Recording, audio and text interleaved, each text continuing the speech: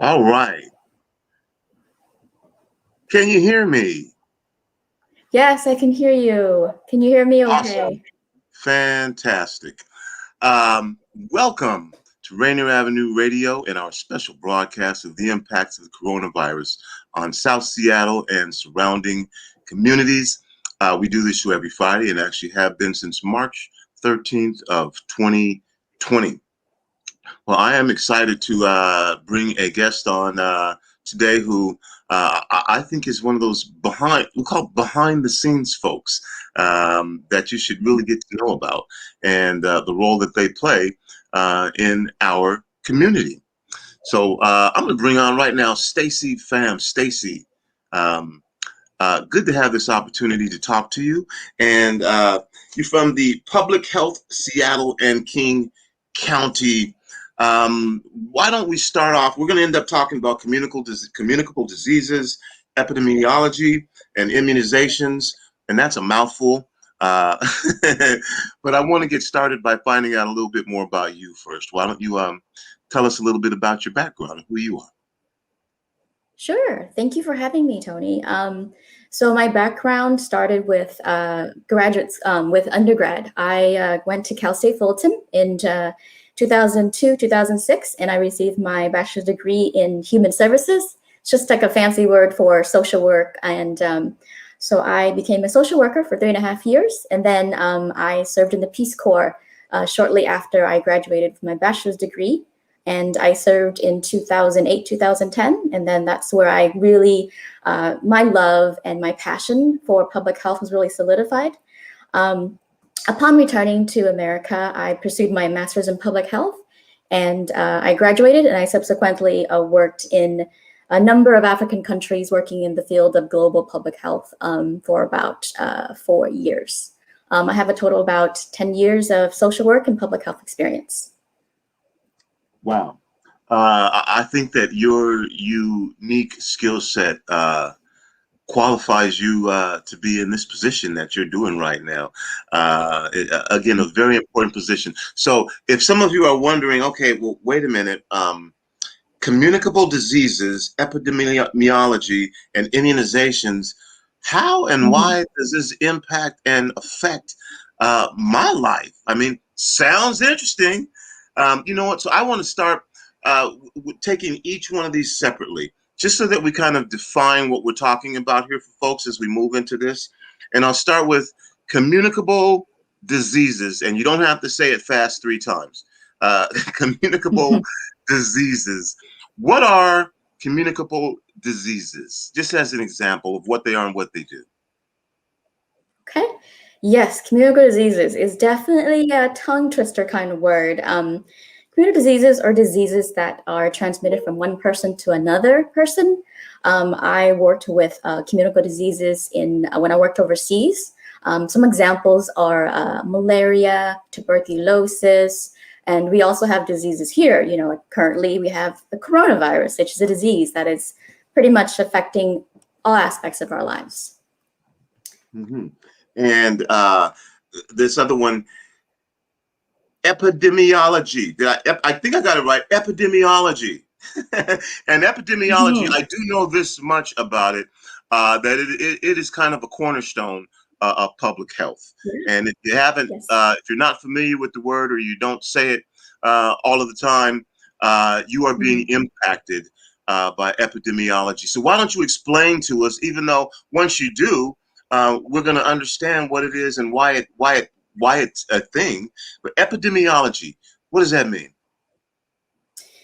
Epidemiology is pretty much the study of diseases, the study of like incidence of rates, and we really study disease and how it's affecting the population. There's a lot of numbers that come into play, as well as different variables like which like what's the incidence per population group, or like different types of disease burdens, how it affects populations. And so epidemiologists, they really do a lot of research in the study of diseases, and that information and data and research is used to for fancy charts and graphs and all that, as well as, you know, to protect the people and to find different ways to develop programs that would most effectively improve people's lives.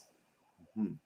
And then finally, and we've heard a lot more about this because of the coronavirus, Yeah. immunization. Mm-hmm. Immunization, that word you've been hearing, yes, quite often because of coronavirus. Immunization is, I just want to preface by saying that I'm not a doctor by any means. I have my master's in public health.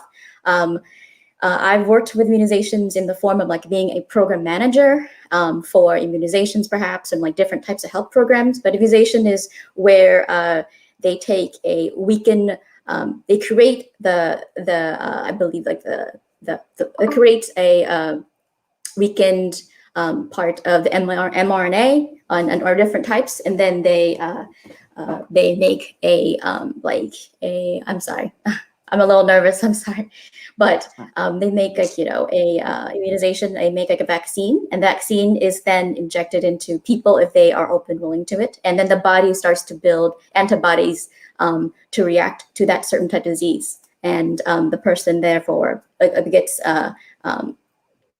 develops like resistance to that type of a disease because of that vaccine. Like what we have with coronavirus, mRNA is taken from is studied, and then people like myself, we get the vaccine, and our bodies have become they build antibodies, and we drastically reduces the chance of catching coronavirus.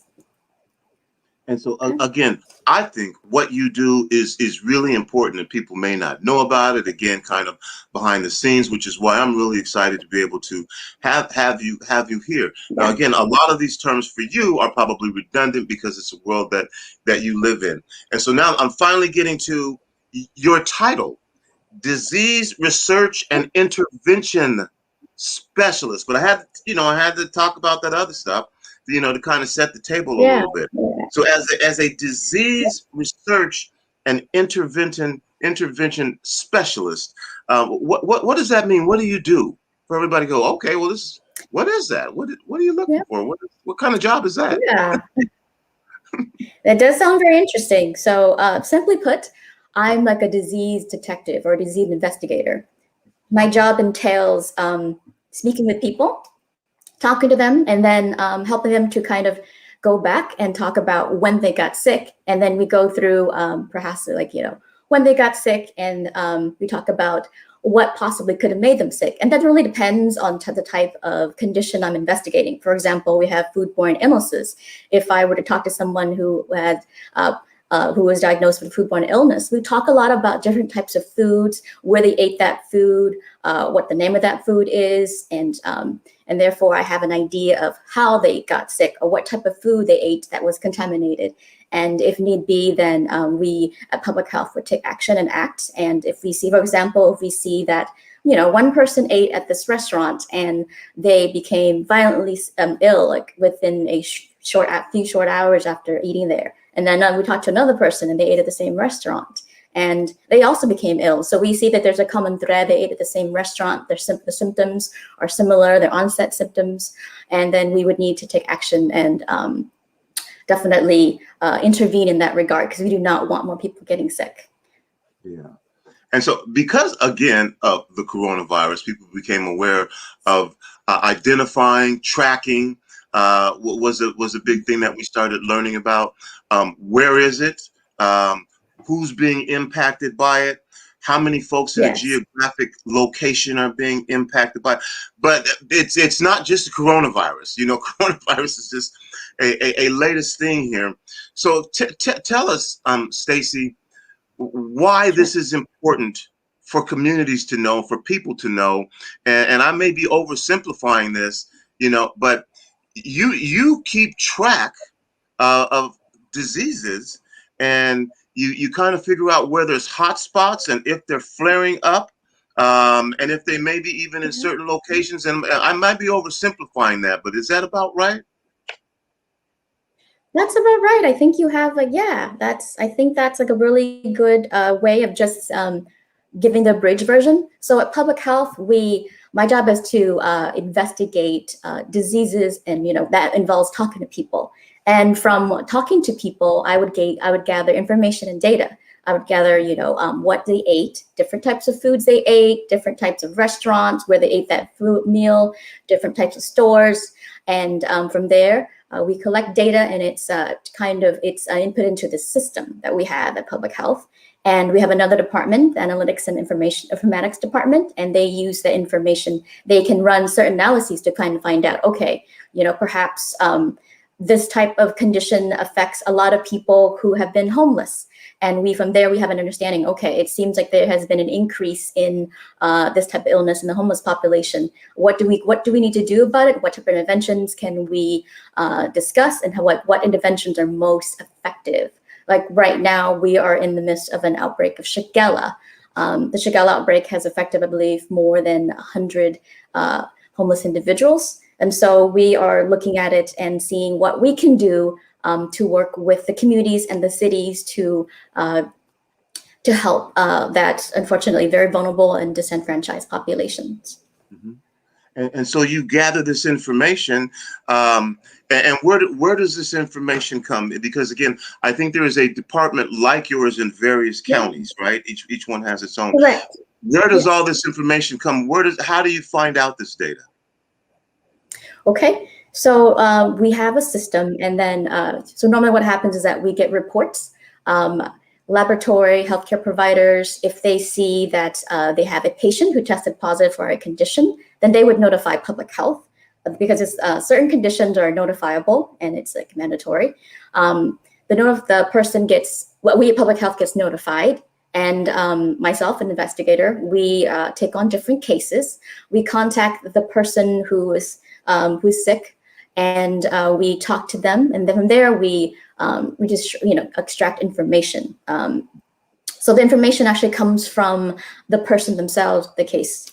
And I want to emphasize that the information that we extract is completely confidential. The information, we do not use their names or their date of birth or anything. We use the disease, and it's just for data analysis purposes, and it just helps us to guide our program. And essentially, the information is just used to do data analysis, and helps to guide our programs or interventions, and it really helps other people from getting sick. And that's the ultimate goal, is to protect the public. You're listening to Rainier Avenue Radio. It's me, Tony B. My guest is Staci Pham from Public Health, Seattle and King County. We're talking about communicable diseases, epidemiology, which again, cornerstone of public health safety, and immunizations. My guest is a disease research and intervention specialist. And if ever a job deserves to have these big words, this one does. And so essentially, someone goes into a hospital, they get checked out for something. It is on the list of things that you are kind of keeping tabs on. And the hospital says, oh, okay, we need to report this to Public Health because they're keeping tabs on this. And then that enables you to give that information to public health officials or disseminate that information to wherever it goes, so that people can be aware that this is potentially. It's like a way of getting ahead of a problem before it starts. Yeah, we try our very best to keep a good pulse on different patterns of conditions, diseases, so that we can anticipate or we can track to see if there's going to be an increase and what the steps we need to do to tackle on those conditions. And I just remembered, I forgot to answer one of your questions, Tony. Correct. So King County is the local health jurisdiction in Seattle. In different counties like Pierce County, Tacoma County, there's also their local health jurisdiction. But going back to your question about, yes, King County, we do like to keep monitoring, or surveillance as you call it, because it's so important for us to really have a good idea of emergent diseases, so that we know what types of interventions work best, and really and to protect people. And also we work with, there's a few things we do besides for surveillance of certain diseases. We also work with healthcare providers. For example, with the Shigella outbreak, over, I believe, 100 to 110 people have been hospitalized, or like have been confirmed cases so far. So, and with Shigella is a diarrhea illness. And there's been some antibiotic resistance to that. So we work with the healthcare provider to guide in treatment. For example, we might find out that a certain patient is resistant to a certain antibiotic. We will work with the healthcare provider to recommend another antibiotic that is more effective so that the person can get the right treatment. See, I'm seeing how this could be beneficial to communities. As an example, if you find out something happens, it could be in the water, and you may be able to tell again in a geographic area if a number of people are having this same disease happen, and that's kind of the work that you do as the investigator. Now, do you coordinate, partner with the same department in other counties? Do you share information? Do you all kind of work independently? Do you all know, hey, we got a hot spot over here, and you alert each other to it? How does that work? Mm-hmm. That's a really excellent question, Tony. Yes. Besides for our collaborative partners, healthcare providers, different facilities, long-term care facilities, various partners, we do keep in touch with other counties. Our cases are defined by a person's residence. So if they are a resident of King County, then, it will look likely we get the case. If we get another person whose residence is maybe in Pierce County, then we do like a warm handoff and we notify them and say, we have a case here. This person belongs to you. And obviously, we keep in touch with our partners as well, because, if something were to happen in King County or, another county, we want to make sure that everyone is alert and updated and kept abreast of the situation if needed. Because really, it's a collaborative effort. We couldn't do this without, our partners and without the public's help. You're listening to Rainier Avenue Radio. My guest again is Staci Pham. And one of the things about this, when you start talking about communicable diseases and immunizations, this can be scary for folks, for a lot of different reasons, because then it comes down to, trust the government. And that's what we're told to do. And it was the same thing with coronavirus. Again, it was exacerbated, and it causes confusion because of the science in a number of different areas. Even as simple as wear the mask. Don't wear the mask. But what you're doing is science-based research. Correct me if I'm wrong, and tell me, how in this particular instance, our communities can be comfortable with what you're doing, because again, you said you're asking for information, and people get kind of nervous about asking for information. What are you going to do with my information? Where's it going to go? What is it going to be used for? Does this mean our community is going to be targeted? These may be some of the things that people have thoughts and questions and issues to as we're using this. But this is about collecting scientific information and aggregating it, and that's what you do. Now, this also gives you information, and the impact that it has on society can be critical because it can determine trends in certain communities, which is ultimately what I was getting back to. But let's talk about the science part of what you do, and do the politics at all play a role into the information that you have and how it's used, in various communities or under circumstances? Can you clarify that a little bit? Politics. Just say, for example, somebody might say, "Well, okay, I've got public health contacted me, and they're saying I have something, and they're asking me where I ate." I don't know if I feel comfortable about that, because if I mention a restaurant to them, got it. There may be some backlash on my favorite restaurant in my community. Yeah. Thank you for elucidating on that question. Public health is not here to reprimand people or to judge people, or the main goal of public health is, like I said, to prevent disease transmission and outbreak and protect the health of the people.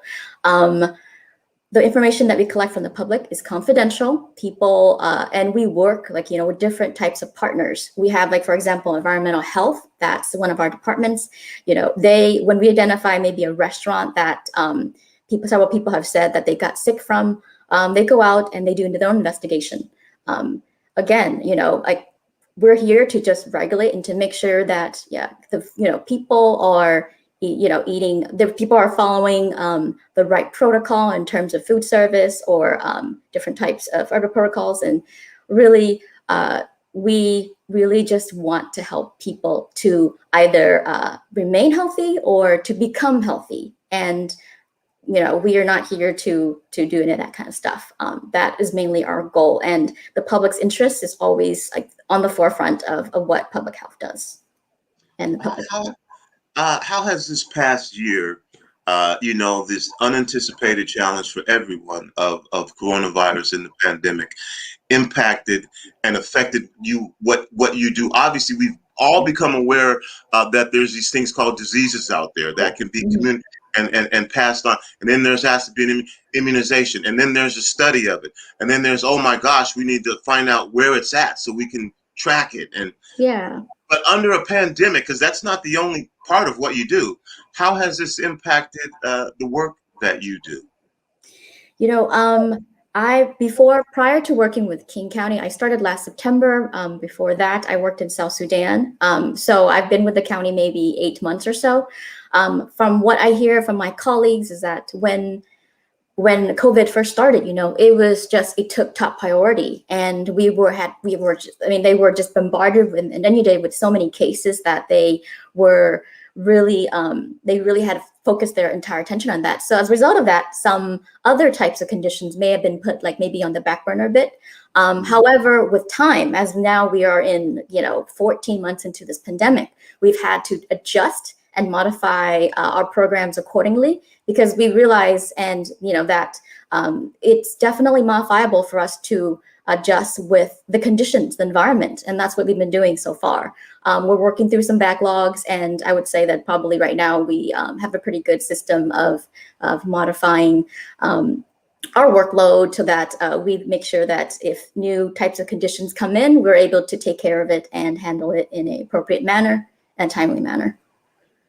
My guest again is Staci Pham, Disease Research and Intervention Specialist, Public Health, Seattle and King County, talking about communicable diseases, epidemiology, and immunizations.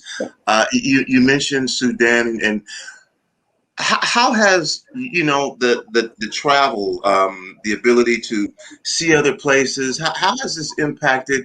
And you mentioned this is where you chose to go. How has that impacted your worldview, impacted your concept of public health? Which is probably different. I mean, there's a lot. It's different, even in this one city. Public health. It varies from neighborhood to neighborhood. So there's a micro picture and a macro picture. But how has it impacted your view of the world, or your worldview impacted your perception of public health?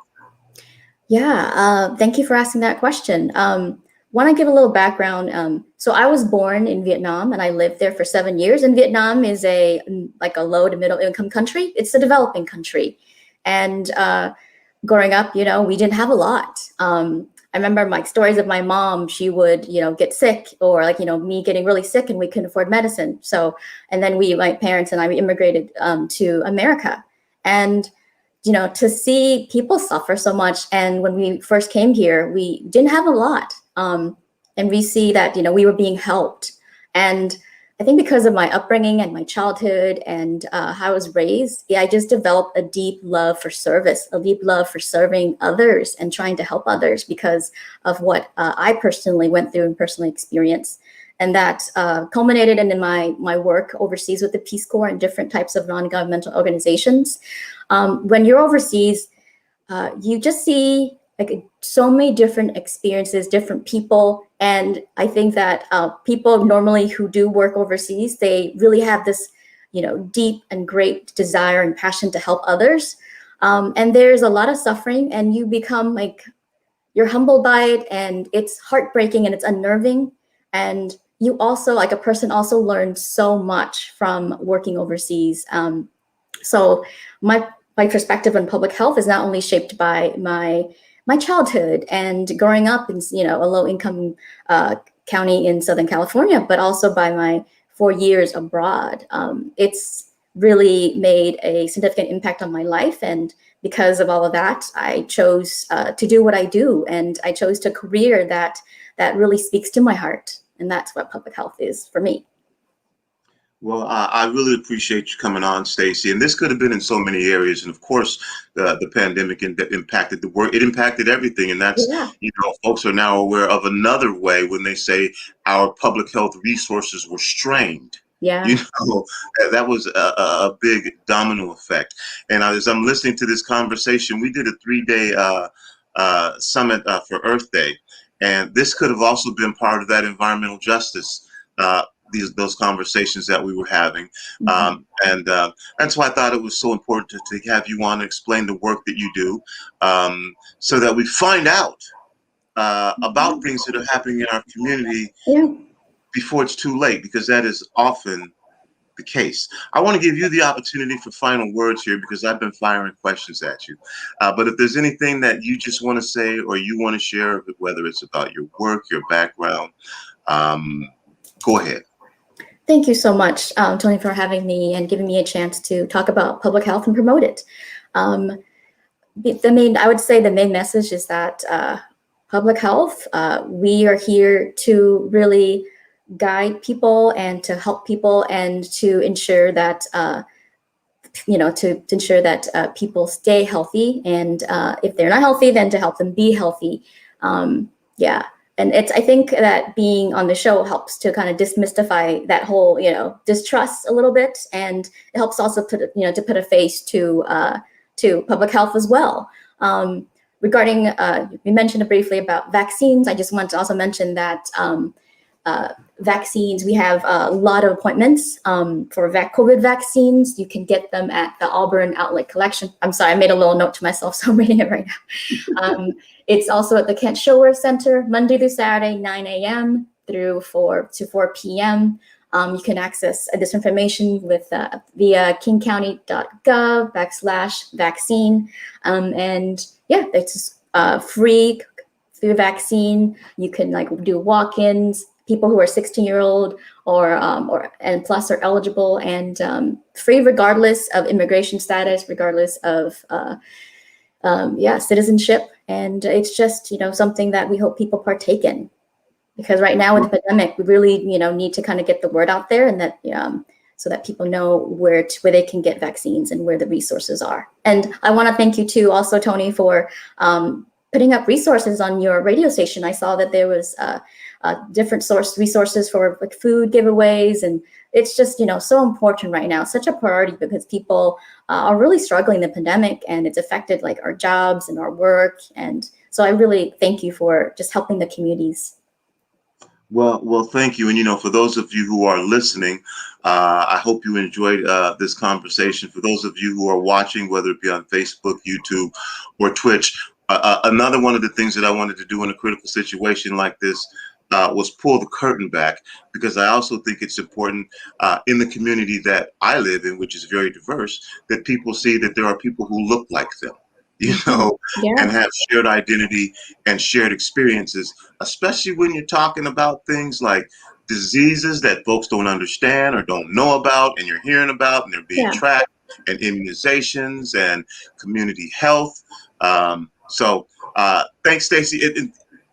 Was this your first interview? Is that what you told me?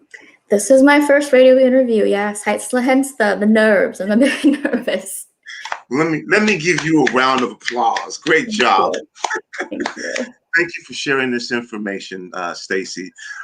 You've been listening to Rainier Avenue Radio's broadcast of the impacts of the coronavirus on South Seattle and surrounding communities. I'll do a little shameless plug. Public Health Seattle and King County is also a sponsor of our broadcasts of high school basketball. And so tonight it's a pretty big game. At 3:45, Eastside Catholic will be taking on Garfield. girls and boys. Boys game starts at 7:30. So tune in tonight, and that broadcast is powered by Public Health Seattle and King County. So just again, great work that you do, Staci. Good to get it out in the community and let people know what's going on. That's it. That's all the time that I have. That's going to do it for the kid. It's me, Tony B., your host of the impacts of the coronavirus on South Seattle and surrounding communities. And remember, whether you believe you can or you believe you can't, you are probably right. I'm out. Peace.